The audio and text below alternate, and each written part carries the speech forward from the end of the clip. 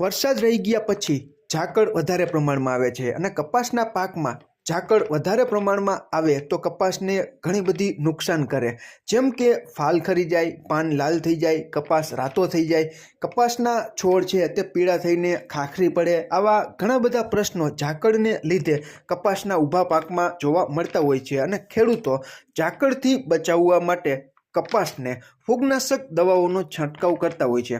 હવે ખેડૂત મિત્રો, મારે આવતીકાલે જ કપાસમાં ફૂગનાશકનો છંટકાવ કરવો છે. બાકી થોડી સફેદ માખી છે એટલે ખાસ કરીને ફૂગનાશક માટે જ આવતીકાલે છંટકાવ કરવાનો છે. જેમાં હું ખેડૂત મિત્રો આપણે જે કાર્બેન્ડાઝિમ અને મેન્કોજેબ, જેમાં કાર્બેન્ડાઝિમ 12% અને મેન્કોજેબ 63% જે WP વેટેબલ પાવડર આવે છે તે મારે 16 લીટરના પંપમાં ખેડૂત મિત્રો 30 ગ્રામથી 40 ગ્રામની વચ્ચે પ્રમાણ રાખીને છંટકાવ કરવો છે.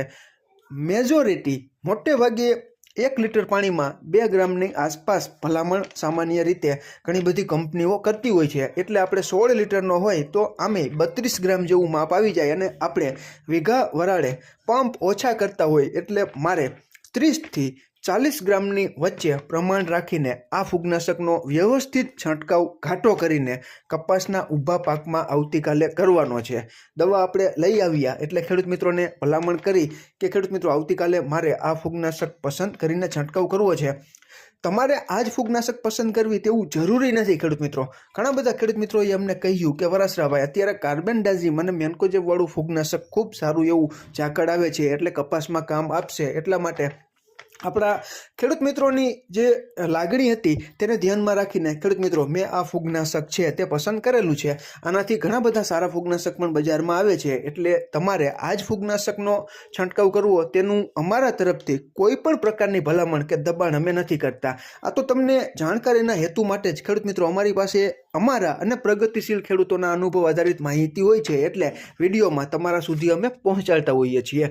ખેડૂત મિત્રો આ જે ટેકનિકલ વાળું જે ફૂગનાશક છે તેની સાથે બાયફેન્થ્રીન 10% EC નાખવી છે મારી પાસે પડેલી છે અને એસેટામિપ્રિડ 20% SP નાખવી છે. બાયફેન્થ્રીન પૂરી થઈ જાય પછી એસેટામિપ્રિડ 20% SP છે તે નાખવી છે. ટૂંકમાં બાયફેન્થ્રીન અને પ્રાઇડ એસેટામિપ્રિડ 20% SP મારી પાસે હતી એટલે કાર્બેન્ડાઝિમ મેન્કોજેબની સાથે જ્યાં સુધી ચાલે ત્યાં સુધી બાયફેન્થ્રીન નાખવી છે અને તે પતી જાય પછી એસેટામિપ્રિડ 20% SP નાખવી છે. આ બેમાંથી એક નાખવી છે અને તેની સાથે મોનોક્રોટોફોસ 36% SL છે તે થોડી નાખતી જ આવી છે.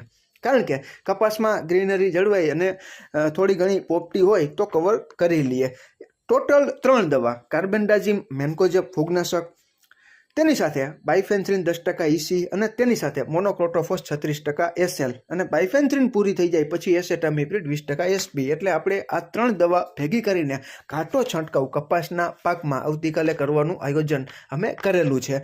ખેડૂત મિત્રો અમારી આ માહિતી માત્ર અમારા પોતાના અનુભવ આધારિત અને પ્રગતિશીલ ખેડૂતોના અનુભવ આધારિત હતી. અમારી આ જ માહિતી પ્રમાણે તમારે ચાલવું કે ન ચાલવું તેનું કોઈ દબાણ નથી અને અમારા તરફથી ભલામણ પણ નથી કરતા. અમે તમને યોગ્ય લાગે તે રીતે કપાસ વિષયક અત્યારે જે ખૂટતું હોય તેની પૂર્તિ તમે કપાસના પાકમાં ખાતરોની જરૂર હોય તો ખાતર આપીને કરી શકો છો. જંતુનાશક, ફૂગનાશક, પ્લાન્ટ ગ્રોથ રેગ્યુલેટર જે કંઈ ઘટતું હોય તે તમામ પગલાં ભરીને કપાસમાં ઘટતું પૂરું કરો અને કપાસને એકદમ રોગમુક્ત, જીવાતમુક્ત અને ખાતરથી હરિયો ભર્યો રાખીને તંદુરસ્ત ઉત્પાદન લ્યો તેવી આશા સાથે આ માહિતી આ વિડીયોમાં પૂરી કરીએ છીએ. આભાર ખેડૂત મિત્રો.